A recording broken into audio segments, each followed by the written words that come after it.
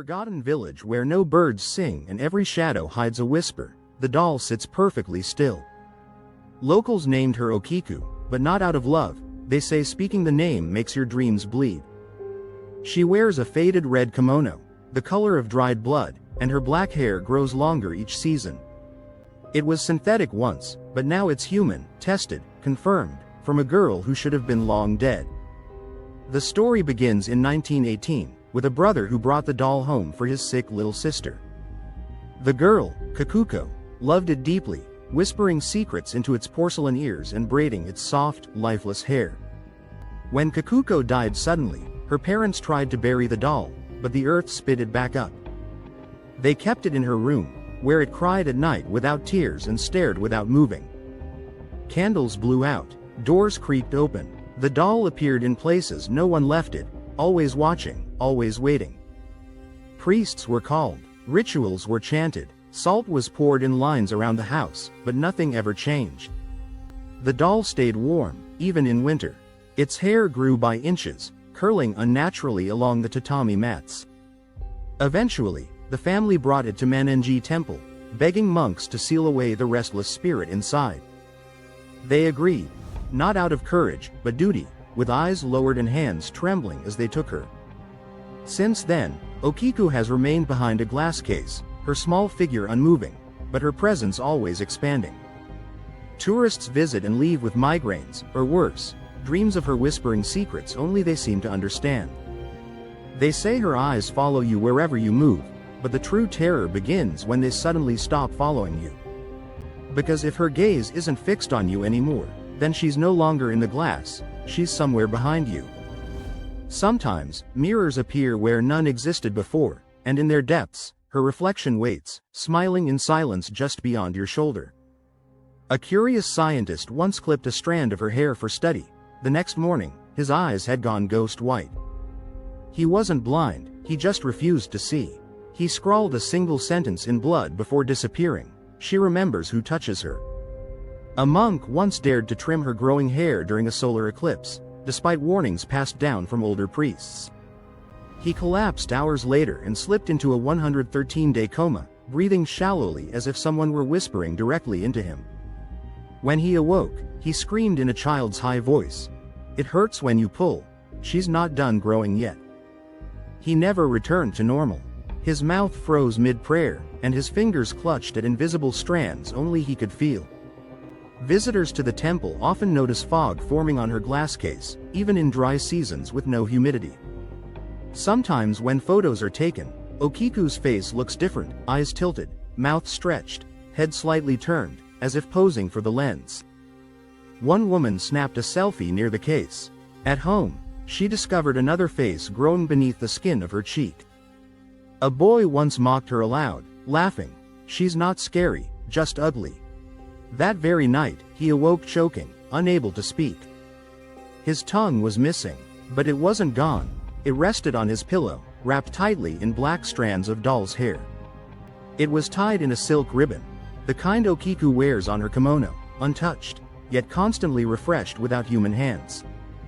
Another visitor, a teenage girl, brought her own handmade doll to offer as a token of goodwill, placing it beside Okiku's case. By sunrise, the handmade doll had been shredded, limbs torn and eyes missing, as if gnawed by something human and vengeful. Okiku, however, remained perfectly intact, but her porcelain lips now curled into a faint, knowing smile that hadn't been there before. The monks tried not to speak of it, but they noticed the shift: her mouth, her posture, slightly more human. Each year, the temple replaces the display glass to seal her power, but by morning, it's always cracked from the inside. The fissures aren't from impact or weather. They radiate outward like breath patterns, as though she's pressing her mouth against the surface. Some say the pressure builds when she feels forgotten. Others believe it's how she tests the strength of her prison. Keep watching. The next nightmare is closer than you think. Once during Oben, when spirits return home, the chanting stopped. They heard a humming lullaby echo through the temple. No one knew the tune, but every monk wept quietly, like remembering a song from before they were born. A traveler once dismissed the tale and visited her for fun. He vanished 2 nights later, leaving his shoes. All they found was a photo on his phone. Okiku sitting at his hotel desk, smiling faintly, her hands wet. Another man left Japan thinking he was safe, only to find her reflection in the spoons at his dinner.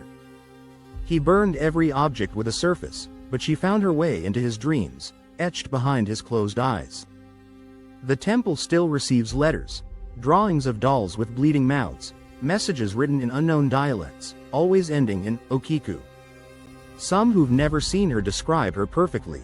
They say she speaks to them from across oceans and time. One child, mute since birth, whispered her name in sleep. His parents heard her humming through the baby monitor. When they entered the room, all toys faced the door, and the doll they never bought sat in his crib. A painter once dreamed of her nightly. Each morning, he painted without memory, images of Okiku in different places.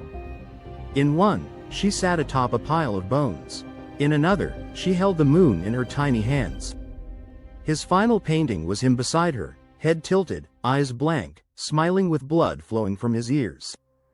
He disappeared, but his apartment was cold, unnaturally so, and her name was carved into every mirror and spoon. A military officer mocked her shrine.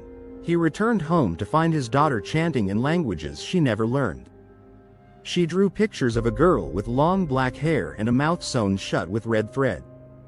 Doctors called it psychosis. Monks called it possession. The officer disappeared 3 days later, screaming, "I see her hands." Some say she chooses people who once abandoned dolls, those who forgot childhood companions or left them in attics. And when she finds them, she doesn't scream. She doesn't chase. She simply appears and never leaves. You'll find long hair in your food. You'll feel small hands on your chest as you sleep.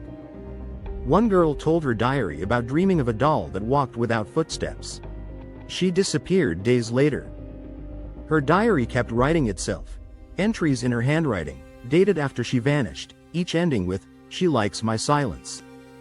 A man in Kyoto filmed her case during a storm. The footage distorted. Lightning revealed 2 shadows in the glass. His last tweet read, "There's someone behind me in the reflection. But I'm alone." His account deleted itself. You might think you're safe, just reading this, miles away from Japan.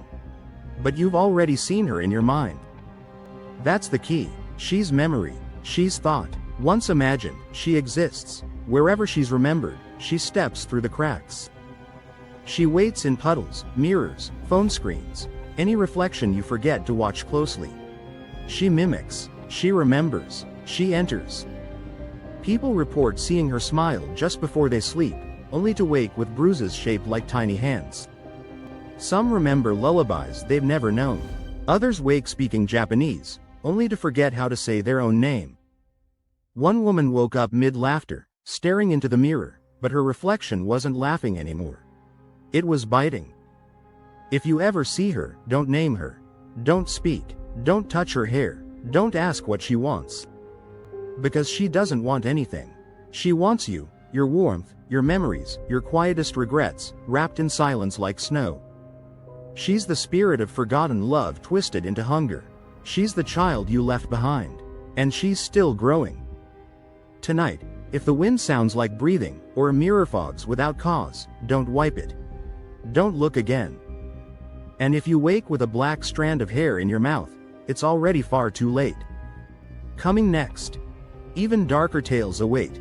Number 1. The Ghost Station. Number 2. The Curse. Subscribe, if you dare. The horror is only just beginning.